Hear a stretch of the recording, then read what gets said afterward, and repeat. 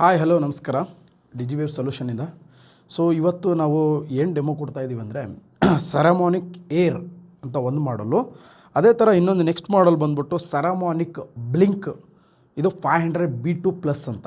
So ಎರಡು ಮಾಡಲ್ ಇವಾಗ ಲೇಟೆಸ್ಟಾಗಿ ನಾವು ಲಾಂಚ್ ಮಾಡಿದ್ದೀವಿ. ಅದರಲ್ಲಿ ತುಂಬ ಸೇಲ್ಸ್ ಕೂಡ ತುಂಬ ಚೆನ್ನಾಗಿದೆ. ಸೊ ಇದ್ರ ಬಗ್ಗೆ ಹೇಳಬೇಕು ಅಂದರೆ, ಏರ್ ಬಗ್ಗೆ ಹೇಳಬೇಕು ಅಂದರೆ, ನಿಮಗೆ ಏರಲ್ಲಿ ಈ ಥರ ಕೇಸ್ ಬರುತ್ತೆ ನಿಮಗೆ.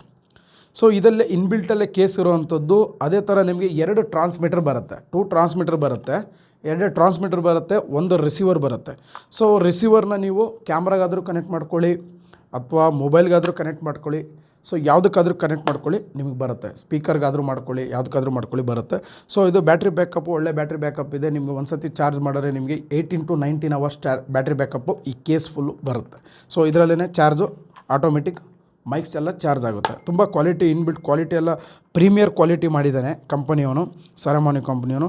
ಸೊ ಇದು ಅದೇ ಥರನೇ ನಿಮಗೆ ಸೆರಾಮೋನಿಕ್ಕು ಬ್ಲಿಂಕ್ 500 ಅಂತ ಮಾಡಲ್ಲು ತುಂಬ ಚೆನ್ನಾಗಿದೆ. ಇದನ್ನು ನೀವು ನೋಡ್ಬೋದು. ಅನ್ಬಾಕ್ಸಿಂಗ್ ಮಾಡ್ತಾಯಿದ್ದೀನಿ ಇವಾಗ. ಸೊ ಕ್ವಾಲಿಟಿಯಲ್ಲಿ ಕಾಂಪ್ರಮೈಸ್ ಇಲ್ಲ. ಸೊ ತುಂಬ ಬಿಲ್ಡ್ ಕ್ವಾಲಿಟಿ ಸಖತ್ತಾಗಿ ಮಾಡಿರೋದ್ರಿಂದ ಚೆನ್ನಾಗಿದೆ. ಸೊ ಈ ಥರ ನೀವು ಕ್ವಾಲಿಟಿಲಿ ಹೋಗ್ತೀನಿ ಅಂತಂದರೆ 100% ನಾನು ಹೇಳ್ತಾ ಇದ್ದೀನಿ, ಅಕ್ಯುರೇಟಾಗಿ ಇದಕ್ಕೆ 100% ನೀವು ಹೋಗ್ಬೋದು. ನೋಡಿ, ಸೆರಾಮೋನಿಕ್ಕು ಬ್ಲಿಂಕ್ 500 B2+ ಅಂತ. ಸೊ ಇದು ರಿಸೀವರ್ ಈ ಥರ ಬರುತ್ತೆ ನಿಮಗೆ, 2 ಟ್ರಾನ್ಸ್ಮಿಟರ್ ಬರುತ್ತೆ.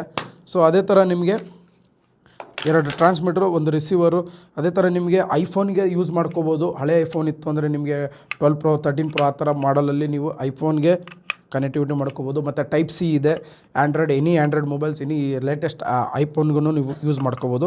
ಸೊ ತುಂಬ ಫ್ರೆಂಡ್ಲಿ ಆಗಿದೆ, ತುಂಬ ಕ್ವಾಲಿಟಿ ಚೆನ್ನಾಗಿದೆ, ಬಿಲ್ಡ್ ಕ್ವಾಲಿಟಿ ಎಲ್ಲ ಸಾಕಾಗಿದೆ. ಸೊ ಪ್ರೀಮಿಯರ್ ಕ್ವಾಲಿಟಿಯಲ್ಲಿ ಮಾಡಿದ್ದಾನೆ.